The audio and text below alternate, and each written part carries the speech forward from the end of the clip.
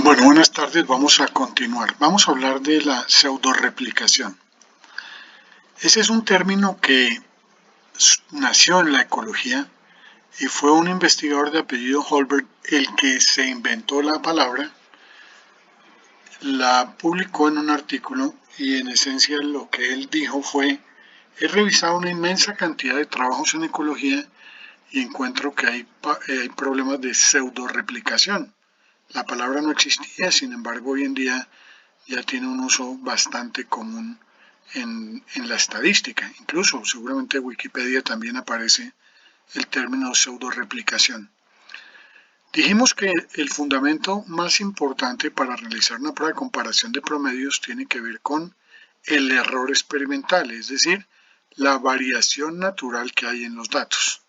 Entonces, lo que este señor encontró es que en muchos diseños de trabajos ecológicos se estaban tomando submuestras y no verdaderas muestras.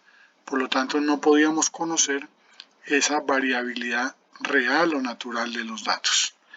Con el tiempo, él propuso algunas, pero con el tiempo han surgido otros tipos de pseudoreplicación distintos en la literatura. Digamos que la primera pseudoreplicación es la que se llama la simple, y es cuando, por ejemplo, yo voy a muestrar el ventos de una comunidad. Entonces pongo una draga, saco un dragado del fondo del sedimento, lo subo a la superficie y voy a partir toda esa arena con los organismos que hay allí, lo parto por ejemplo en 4, en 5, en 6 porciones y asumo que cada porción es una muestra. Entonces en realidad esas son submuestras de una muestra que es una única draga. Entonces eso es un problema de pseudoreplicación. Yo debería lanzar la draga, tomar una muestra de esa draga, volver a lanzar la draga y así sucesivamente. Por ejemplo, eso sucede también cuando se toman muestras de agua para fitoplancton y zooplancton. Entonces en el barco se lanza una botella que baja hasta cierta profundidad, la botella se cierra allí, es una botella más o menos de 2, 3, 4, 5 litros, dependiendo del tamaño, pero es variable. Y regularmente lo que se hace es que se toman submuestras de esa botella. Debería lanzarse la botella varias veces y no una única vez y tomar los datos de allí. Esto podría ser válido también para fisicoquímicos. Yo podría decir, bueno, tengo la botella de agua, voy a partir en 5 envases distintos y voy a medir el pH. Seguramente el pH va a ser prácticamente el mismo porque no son muestras verdaderas, sino unas submuestras que tomé de esa botella. Entonces, eso es lo que no debemos hacer, no debemos tomar ese tipo de submuestras. Un segundo tipo de pseudoreplicación es la pseudoreplicación temporal. ¿A qué se refiere eso? Supongamos que yo voy a estudiar el peso de un animal. Lo mido un día, lo mido al día siguiente, al día siguiente, al día siguiente. Pues seguramente tengo una unidad de tiempo muy pequeña de un día para otro.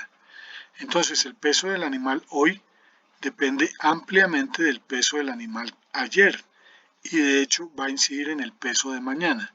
Entonces los datos no son independientes. Cada dato va a mostrar una alta correlación con el dato anterior porque el intervalo de confianza, perdón, el intervalo de tiempo que estoy utilizando para medir esos pesos está muy cerca en el tiempo. Yo debería usar una semana, 15 días, 20 días, etcétera.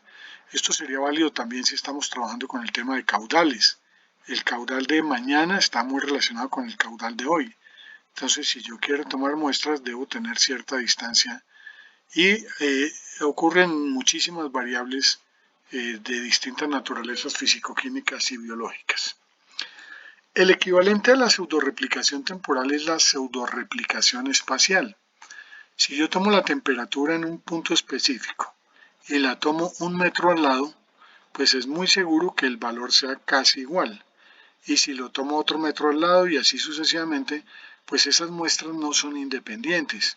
Prácticamente todas las muestras están siendo tomadas del mismo espacio, entonces no hay una replicación verdadera de los datos, sino que prácticamente es el mismo dato.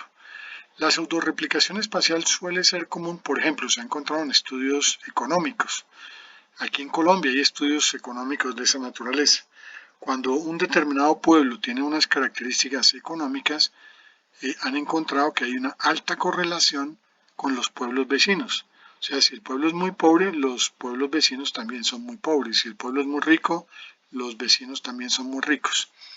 En ecología del paisaje suele haber problemas de pseudoreplicación espacial y tienen que haber ciertos software que analizan esa pseudoreplicación espacial porque muchas muestras están siendo tomadas muy cercanas una de otra. Siguiente caso de pseudoreplicación es la que se llama de sacrificio. Con mucha frecuencia el investigador tiene muchos datos, no tanto en datos biológicos, pero por ejemplo en datos de temperatura, si yo tengo un termómetro que me está registrando segundo a segundo o minuto a minuto, etc. Entonces yo me lleno de una infinidad de datos y de pronto estoy interesado en ir promediando. Bueno, cojámoslos de esta hora y promediémoslos, cojámoslos de la siguiente hora y promediémoslos y así sucesivamente. Cuando yo estoy obteniendo un promedio de un conjunto de datos, lo que estoy haciendo es eliminando los datos más grandes y los datos más pequeños. Y ese es el error experimental, esa es la base de todas las comparaciones de promedios. Entonces jamás debemos obtener promedios de un conjunto de datos para después coger esos promedios y meterlos en una prueba de comparación de promedios. Entonces se pierde la variabilidad natural cuando nosotros promediamos esos datos. El señor Holberg también encontró algo que llamó pseudoreplicación implícita. Él decía, muchas veces veo en los trabajos que hacen gráficas donde está el tamaño del promedio de un grupo, de otro grupo, de otro grupo, y a simple observación del tamaño de las barritas, están concluyendo que es más alto en el grupo 2 que en el grupo 1, o que es más pequeño en el 3 que en el 2, etc. Cuando eso tiene que devenir únicamente del resultado de una prueba estadística. No se pueden sacar conclusiones sobre los valores de un gráfico. Recordemos, y es importante, es muy importante, que en estadística dos valores distintos pueden ser iguales. Entonces, 100 puede ser igual a 5 o 100 puede ser igual a menos 100. Entonces, la magnitud misma del valor no es un indicativo de que hay diferencias o no significativas en nuestros datos. Depende de la amplitud de la distribución.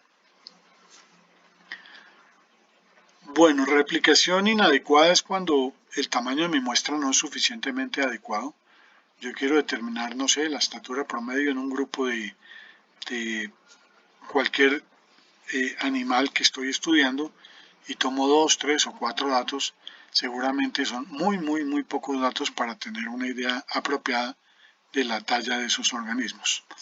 Entonces debemos tener un tamaño de muestreo que realmente me represente la población. Por último, otros temas de pseudoreplicación es cuando la selección no es aleatoria. Ya vimos que eso es fundamental en el principio del muestreo aleatorio simple. Y el otro es cuando se hacen generalizaciones. Por ejemplo, yo estudio el ruido en una calle, encuentro que se pasa una norma y concluyo que toda la ciudad sobrepasa la norma de ruido, toda la localidad, etc. Entonces, las conclusiones tienen que hacerse en el marco de el diseño de muestreo que yo hice. Si mi muestra cobija solamente ciertas condiciones, las conclusiones solamente pueden estar enmarcadas en esas condiciones y no puedo hacer generalizaciones. Si en Bogotá sucede A, no quiere decir que en todas las ciudades del país ocurra A. Entonces no puedo hacer generalizaciones mayores a mi diseño de estudio. Bueno, en la parte inferior ustedes encontrarán algunos de estos ejemplos que les he citado y una breve explicación de esa pseudoreplicación. Entonces, importante, evitar problemas de pseudoreplicación cuando queremos comparar promedios. Gracias.